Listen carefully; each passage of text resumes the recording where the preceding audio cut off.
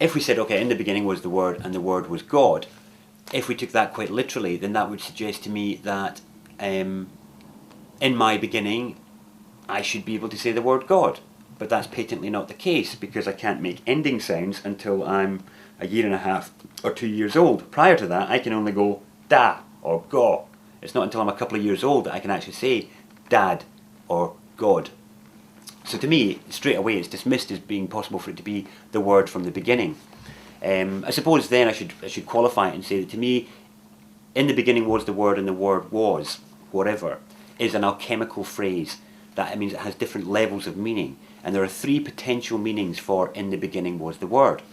There is the beginning of everything, or creation. There is our beginning as a species. And then there is our individual beginning as a human being. And actually, this alchemical phrase, in the beginning was the Word and the Word was, refers to all three at the same time. The first one, referring to everything, referring to creation, we cannot say that word because we are in it, we are part of it. It would make us the creator who created the universe if we were able to utter it. Now, interestingly, this word is the universe, the one verse, one word. That is the word of creation, of which we are a part. However, the other two alchemical terms, where in the beginning was the Word, referring to our beginning as a species and to ourselves as an individual, in both those cases the word is the same, because we are the microcosm of the macrocosm. We have one speakable word, which is our version of that great word. And that word is, was, and always shall be, goo. And we are, I suppose, you could say that we are the goos. And what's quite amusing is that you can, because of how this word can be used, you can use the word goo with a soft G sound as well, which would make us also the Jews. So we are both the goos and the Jews, and that is all humans, because the word goo applies to all of us prior to our differentiation, prior to our indoctrination, and prior to our kind of differentiation in our linguistic building. When I was an infant, I'm able to say the word goo. This is because, if you think, the difference between a word and a sound is that a word refers to something whereas a sound doesn't. So if I'm saying phone, if you understand my language, you'll know I'm referring to the phone. If you don't understand my language, then it's just a sound to you. It doesn't refer to anything. And this is the difference with the infant human. So I'm not talking about gat, gat, get. These are just sounds. The infant isn't referring to anything. The infant is just practicing with sound. But if you left an unconditioned human infant to experience its environment in an unconditioned, undifferentiated sense, then I posit, and I'm waiting to be effectively disproven on it, that actually if you left that human infant, the correct word for its experience would be goo.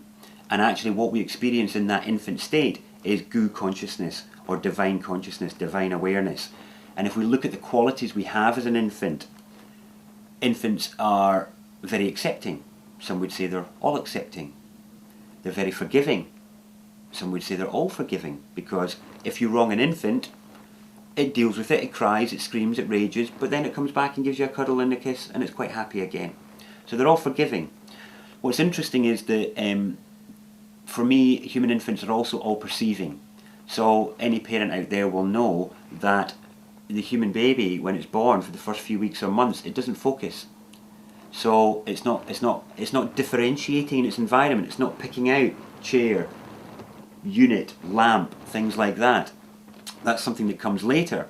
Scientists will tell us that's because the baby's not perceiving anything. Whereas actually I challenge that and I say it's the exact opposite, that we're actually all perceiving as well at that age, and that we are perceiving undifferentiated awareness. We're not seeing the difference between anything around us. Now, there are modern psychological studies and psychiatric studies which have proven that a baby takes a period of time before it realises the difference between I and not I. It doesn't know that at first. It sees everything as just being one, holistically. And these are all attributes we give to the divine. We say the divine is all forgiving, the divine is all accepting, the divine is all loving, the divine is all perceiving. And yet we all had those qualities from the moment we were born. And goo sums that up. Goo consciousness sums that up. But goo is not the be all and end all. Goo is the cornerstone. It's the cornerstone of our manifest reality. So for other people, we can say God. So really, God is the cornerstone because everything hinges on God. God is the framework within which we can safely and sanely go about our life. You know, it's the umbrella banner that we can safely sit in without having our mind freak out at the phenomenal abstraction and complexity we're surrounded by. We can just say, okay, it's God, that's our safety net. So it's the cornerstone in that respect. And in my work to change the word God to goo, it's about changing the cornerstone. It's like trying to correct the Leaning Tower of Pisa, you know, where the problem stone is right at the very bottom. And it's a very, you know, it's a complicated business because our entire framework of reality is based on this idea of God. But what's funny is that the thing about goo is that because it's that first word, it doesn't mean it's the be all and end all.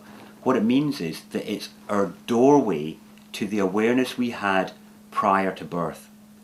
So if we have this idea of soul awareness or divine consciousness where we exist outside of these physical bodies and outside of life, if people, you know, people tend to agree, or certainly modern Western Christian religion is that you have a soul before life and after life, but during life it's away on holiday. So, you know, don't worry about it. You can't get your soul consciousness again until you die. So at the moment, just try and tick over, do what you can, but you're not going to find out whether you did any good or not until after you die. This is the idea of original sin and the fact that, you know, we're all bad and only Jesus and God are the good things.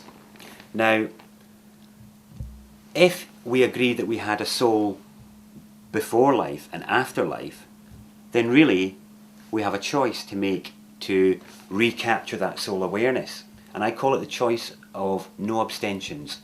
We all choose whether we like it or not. Weave our way back along our mental and emotional pathways to when we first picked up these bodies, because that was the last time we experienced soul awareness. Because if you think when we first manifested, that when we first came into physical form, that must be the closest we were to the divine, because we'd just come from a divine state, had we not. And that's where goo becomes the passageway to that state. So goo as a word is a password, almost nothing more, but it's an immensely powerful password. And beyond that, we then delve into the unspeakable and the geometry of sound and into higher states of awareness.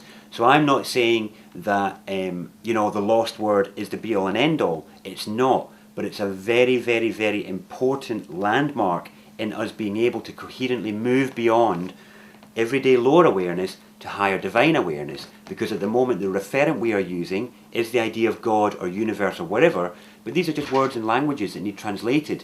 Goo is not. Goo is something which is it does something to our molecular state, it does something to our awareness, it does something to our consciousness, and it does something to our alignment with everything around us, and it's that then creates the knock-on effects towards soul awareness. It seems that goo is like a gateway, as a word, yes, to a higher consciousness. Absolutely. A higher awareness. Absolutely. That's exactly what it is. It is the password.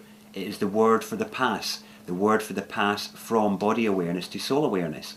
So if you think, when we first picked up these bodies, we were oozing soul awareness. Infants just ooze that beautiful, attractive force. But the problem was we had no body awareness. So our arms and legs were kicking out spasmically, we were urinating and defecating freely and at will, and we kind of had to focus on that. For the very purpose of survival, we had to turn all of our attention and all of our resources into developing body awareness. So in doing that, in going from being able to get this physical body to go from a spasmic kicking to a dexterous wielding like I can today, it took me years of focus and practice. But in the time I was doing that, I kind of took my attention away from the soul awareness. So now what's happened for most of us is that